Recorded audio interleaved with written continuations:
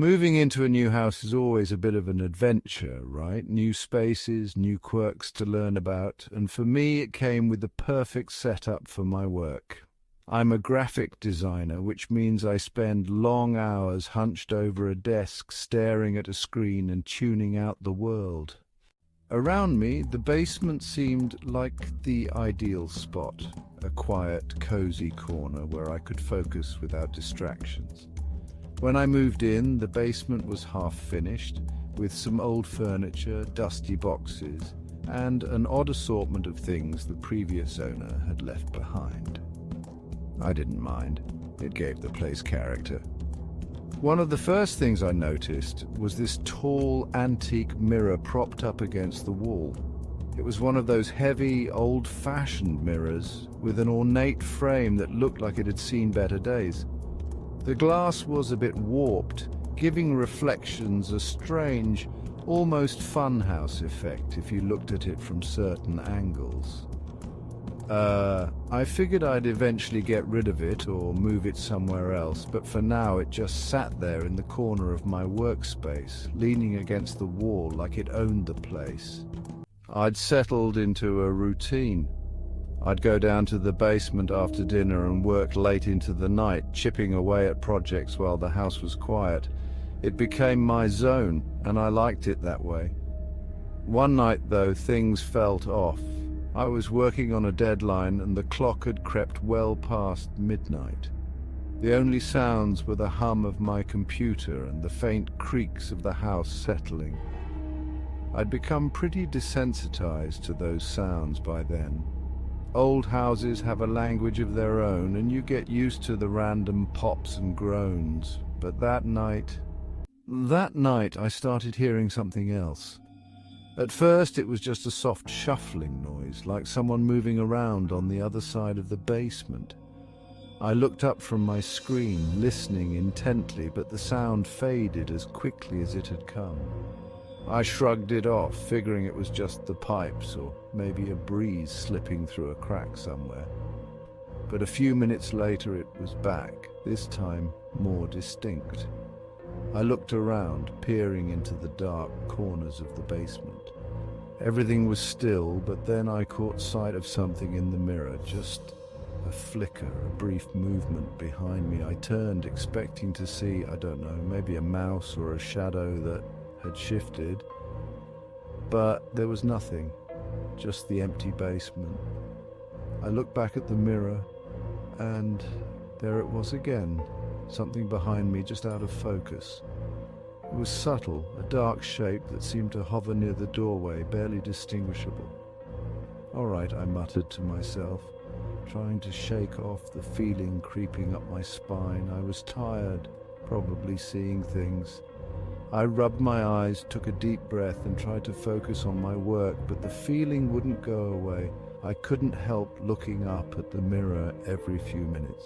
Each time, I prepared myself to see that dark shape again, and each time it seemed to linger a little longer, getting a little closer.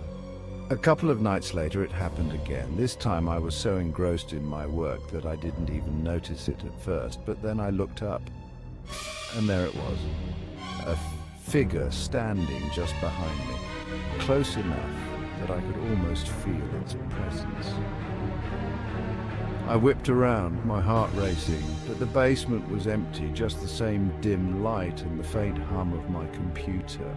I told myself it was just a trick of the light, maybe a reflection bouncing off something. But as I stared back at the mirror, I couldn't shake the feeling that something was there, lurking just out of sight. I looked up at the mirror and I saw it again. A figure standing directly behind me. This time it was clearer, more defined. It was tall, shadowy, with no distinct features, just a dark outline that seemed to pulse with a strange energy. I didn't move, didn't even breathe. I just sat there, staring at it in the mirror, trying to make sense of what I was seeing. It felt like an eternity, but in reality it was probably only a few seconds. And then, just like that, it was gone. I jumped up, backed away from the mirror. I'd seen it. I knew I'd seen it.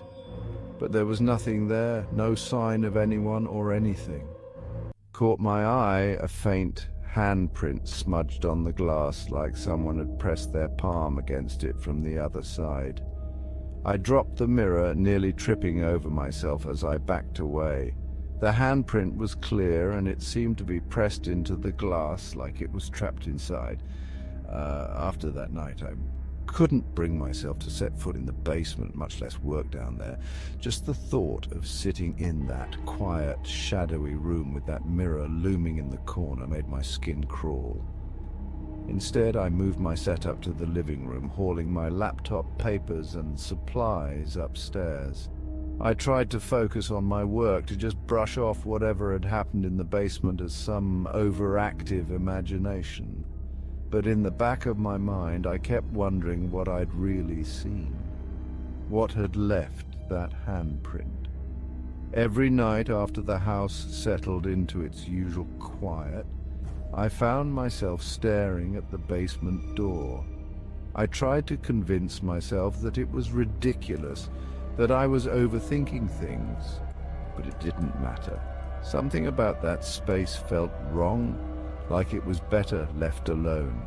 And each time I looked at that closed door, an uneasy feeling would settle over me, as if something was down there, waiting. Days passed like that. Me running from the basement in the first place. I knew I'd need help though, so I called my friend Daniel and asked if he'd come over. I didn't go into too many details, just said there was a heavy mirror I wanted gone. When he arrived that evening, I took him down to the basement, doing my best to look casual, though my hands were shaking as I unlocked the door. Stepping inside, the room felt darker, colder than usual. Here. He shrugged, grabbing one side while I hesitantly took the other, keeping my eyes off the glass as much as possible. I didn't want to risk seeing that dark figure again, even as a reflection. We hauled the mirror up the stairs, its weight seeming heavier with every step. Once we made it outside, I carried it to the curb and left it there under the porch light, its ornate frame looking strangely out of place in the open air. I watched as the garbage truck came the next morning and hauled the mirror away. I felt a strange sense of relief, like a weight had been lifted. But that relief didn't last. Even now, sitting in the living room, working in what should feel like a safe space, I'm still on edge. I keep looking at my reflection in the windows, almost. After I've turned off the lights and the house settles into silence, I swear I can hear a faint whisper from the basement. It's quiet, barely more than a murmur, but it's there, echoing up from below, as though the mirror left something behind, something that doesn't want to leave.